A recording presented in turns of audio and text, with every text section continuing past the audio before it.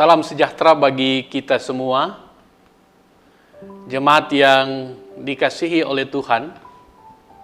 Pada kesempatan ini, kami hendak memberikan penjelasan kembali beberapa poin dalam petunjuk teknis yang sesungguhnya sudah dijelaskan atau disampaikan oleh Ibu Ketua Sinode pada dialog interaktif live streaming sosialisasi petunjuk teknis pemilihan Majelis Jemaat, Pengurus Persekutuan, Kompelsus Bipra, dan Badan Pekerja Majelis Jemaat pada beberapa waktu yang lalu.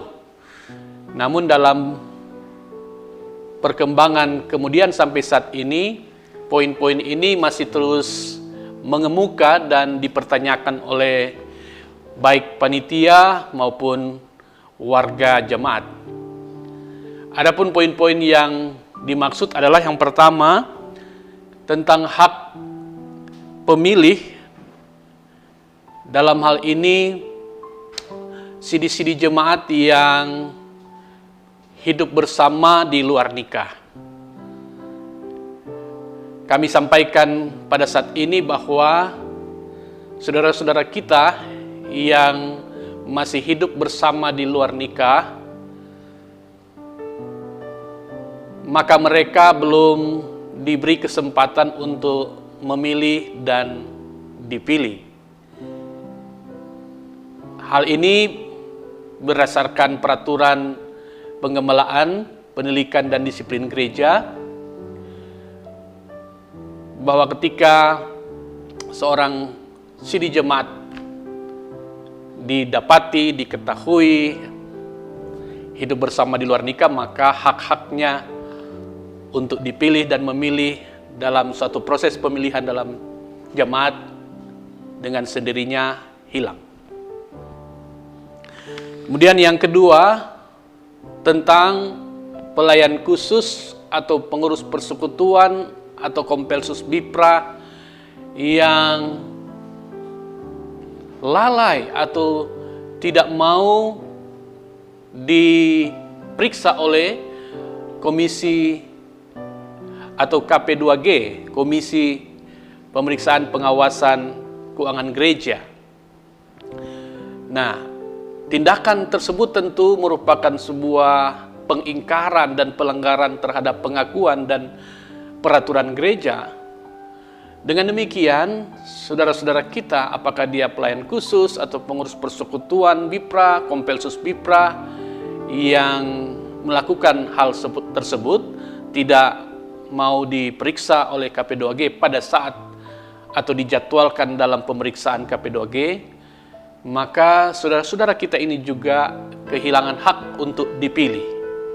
Mereka masih boleh memilih, tetapi tidak dapat dipilih untuk jabatan kepelayanan, apakah sebagai pelayan khusus, pengurus persekutuan Bipra, atau Kompelsus Bipra.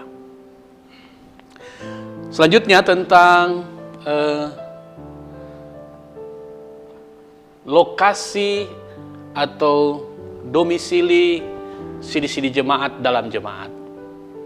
Saudara-saudara, bagi sidi-sidi jemaat dan sidi-sidi jemaat yang dalam pemilihan tidak mau memilih di tempat di mana atau kolom di mana sidi-sidi jemaat itu didaftar sebagai anggota sidi jemaat, maka mereka kehilangan hak memilih dan dipilih.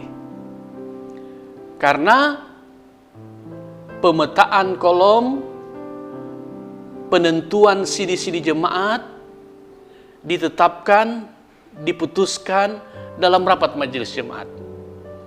Nah, ketika sidi-sidi jemaat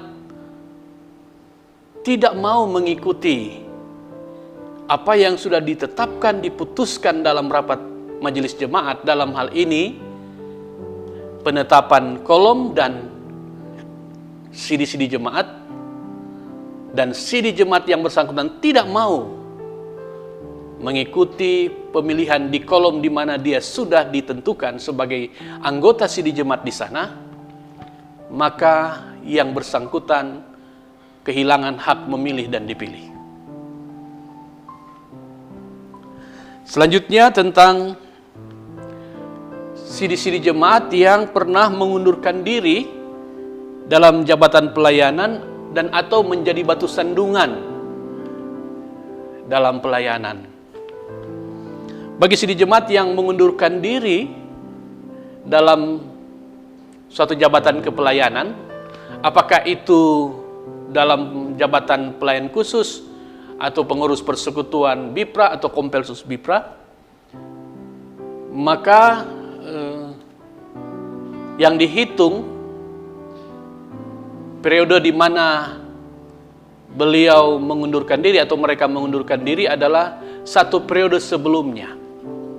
Nah, satu periode sebelumnya itu menunjuk pada tahun pelayanan atau periode pelayanan 2010-2015. Jadi barang siapa pelayan khusus pengurus persekutuan BIPRA yang pada periode ini mengundurkan diri, maka dia kehilangan hak untuk dipilih. Tapi mereka memiliki hak untuk memilih. Dan untuk para pelayan khusus pengurus persekutuan BIPRA dan Kompelsus BIPRA yang menjadi batu sandungan, artinya mereka yang pernah melakukan tindakan asusila dalam status terpidana atau dalam hukuman badan dan melakukan penyimpangan keuangan, maka dia tidak bisa dipilih ketika tindakan itu dilakukannya pada 2 periode sebelumnya. Nah, 2 periode sebelumnya itu menunjuk pada periode pelayanan 2010-2015 dan 2015-2020. Jadi 2 periode ini merupakan masa-masa di mana ketika seorang melakukan atau menjadi batu sandungan dalam jemaat dengan melakukan tindakan-tindakan yang disebutkan tadi, maka yang bersangkutan kehilangan hak untuk dipilih. Namun, mereka tetap memiliki hak untuk memilih. Itulah beberapa poin yang kami rasa perlu untuk dijelaskan karena ada banyak panitia maupun sidi jemaat yang mempertanyakan kepada kami, sehingga pada kesempatan ini kami perlu menjelaskan kembali apa yang sudah dijelaskan oleh atau menyampaikan kembali apa yang sudah disampaikan oleh Ibu Ketua Sinode pada beberapa waktu yang lalu. Selanjutnya kami menginformasikan Bapak Ibu Saudara-saudara bahwa Badan Pekerja Sinode telah membentuk tim penyelesaian masalah di arah Sinode yang siap untuk melayani setiap permasalahan yang muncul dalam pelaksanaan pemilihan. Adapun line telepon atau nomor telepon yang bisa dihubungi sehubungan dengan hal-hal permasalahan yang ditemui itu bisa menghubungi yang pertama 0813 5608 5563. Sekali lagi 0813 5608 5563. Nomor berikutnya adalah 0821 8757 6264. 0821 8757 6264. Dan yang terakhir, nomor yang ketiga adalah 0813 40 06 6685. Kami ulangi sekali lagi 0813 40 06 6685. Demikian Bapak Ibu Saudara-saudara, penjelasan kami menyangkut beberapa poin yang kami rasa perlu untuk ada penjelasan kembali. Semoga penjelasan kami ini bisa bermanfaat dan membantu kelancaran pelaksanaan pemilihan yang akan kita laksanakan. Kami ingatkan dan harapkan supaya seluruh sidih jemaat dapat menyediakan waktu dan dapat hadir dalam pelaksanaan pemilihan yang akan dilaksanakan pada hari Jumat 11 September tahun 2020 jam 4 sore atau pukul 16.00 WITA sampai dengan selesai.